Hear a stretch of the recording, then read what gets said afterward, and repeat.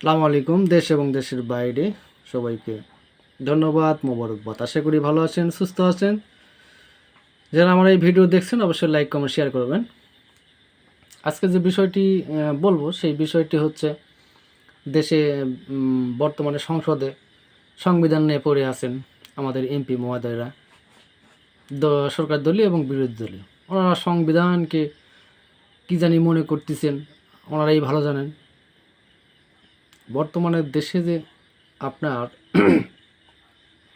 তেল সংকট, এইটা কখনো উত্থাপন এখনো হয় নাই, কোনো এমপি এখনো করে নাই, কোনো মন্ত্রী এখনো করে নাই। যে দেশে যে তেল সংকট চলতেছে, এর থেকে উত্তোলনের ব্যবস্থা কি করবে দেশের মানুষ? তা আমি তাদেরকে বলতেছি, আপনারা সংসদে চালু করুন তেল কিভাবে আহরণ করা যায়, বাংলাদেশে যে খনিজ সম্পদগুলো আছে কিভাবে তেল উত্তোলন করা যায় সেই চিন্তা করুন, সেই দিকে মনোযোগ দিন। কৃষক সারের চিন্তা করুন, কৃষকের তেলের চিন্তা করুন, পরিবহনের সেক্টরে তেলের চিন্তা করুন, কলকারখানায় তেলের চিন্তা করুন। প্রচুর পরিমাণে দেশে তেল লাগে। বাংলাদেশে থেকে কয় ব্যারেল তেল উত্তোলন হয়? যেখানে হাজার হাজার ব্যারেলের প্রতিদিন দরকার হয়, সেখানে বাংলাদেশে কয় ব্যারেল তেল উৎপাদন করেন আপনারা? বাংলাদেশে বিভিন্ন জায়গায় ছড়িয়ে ছিটিয়ে আছে যে খনিগুলো, এই খনি থেকে তেল সংগ্রহের ব্যবস্থা করুন। এইটা আপনারা করুন।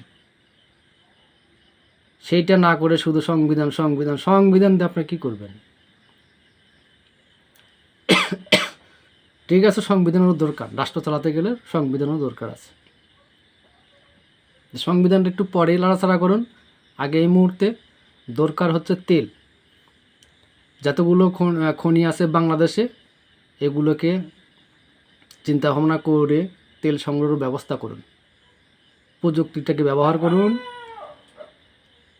দেশের যারা মেধাবী আছে তাদেরকে একটু কাজে লাগান। কোটি কোটি কোটির কথা বললাম না, ভুল হয়ে গেল কোটির কথা বলা। লাখ লাখ কিন্তু বেকার মেধাবী আছে, ওগুলোকে কাজে লাগান। কীভাবে তেলগুলো আহরণ করা যায় সেই চিন্তা করুন। শুধু সংবিধান নিয়ে পড়ে থাকলে হবে না, দেশে কি কি দরকার সেইটার চিন্তা ভাবনা করুন। দেশের সুরক্ষা ক্ষেত্রে কি কি লাগে সেইটা ব্যবস্থা করুন। সামনে তো লাগবেন আপনারা বাজেট নিয়ে, আর এক মাস পরে তিনি বাজেট নিয়ে শুরু করবেন। তো সামনে এক মাস পর দেশে যে বাজেট নিয়ে শুরু করবেন, এই বাজেটে দেশের যে প্রতিরক্ষা ব্যবস্থা থাকে সেইটা কি ব্যবস্থা করবেন সেইটা করেন। এই মূলো দিয়ে কলা দিয়ে আর কলার থোর দিয়ে আপনারা প্রতিরক্ষা তৈরি করবেন, সেগুলো চলবে না। প্রযুক্তিটাকে একটু মাথায় খাটান। যারা মেধাবী ছাত্রগুলো আছে এদেরকে একটু খাটান। সুরক্ষা ব্যবস্থা দেশে দরকার আছে। এটা আপনারা এগুলো আলোচনা করবেন সংসদে। যেটা দেশের কল্যাণে কাজ হবে সেগুলো আলোচনা বাদ দিয়ে অন্য আলোচনা নিয়ে ব্যস্ত থাকেন আপনারা। দেশের কি সুরক্ষার ব্যবস্থা আপনারা রাখছেন? আমাদের 3 দিকই তো ভারত। পারবেন তাদের সাথে আপনারা? কোনো প্রযুক্তিতে কয়টা বিমান আছে বাংলাদেশে, যুদ্ধ বিমান? আর কি আছে আপনাদের বাংলাদেশে? তো আর নাই তো কিছু। কী করবেন এইগুলো দিয়ে? 8 দিন 1 সপ্তাহ যুদ্ধ করতে পারবেন কোনো দেশের বিরুদ্ধে আপনারা?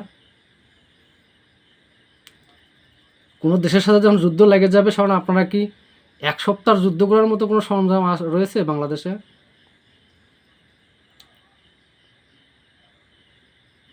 আজকে ইরান মাসকে মাস যুদ্ধ চালাচ্ছে তাদের প্রযুক্তি দিয়ে। আপনারা কি করবেন?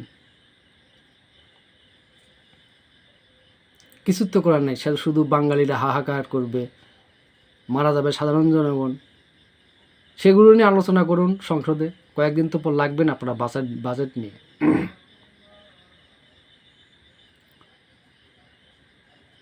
পড়ে আছেন শুধু সংবিধান সংবিধান নিয়ে। দেশের মানুষ বেকার, লাখ লাখ ছেলে মেয়ে বেকার আছে, সেগুলোর কর্মসংস্থানের ব্যবস্থা কবে করবেন? এই মেধাগুলোকে কবে কাজে লাগাবেন আপনারা? সরকারি নিয়োগ নামে তো আপনারা করবেন বাণিজ্য।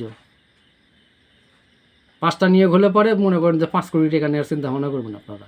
আপনারা হচ্ছে এরকম মন মানসিকতা আমাদের বাংলাদেশের মানুষের।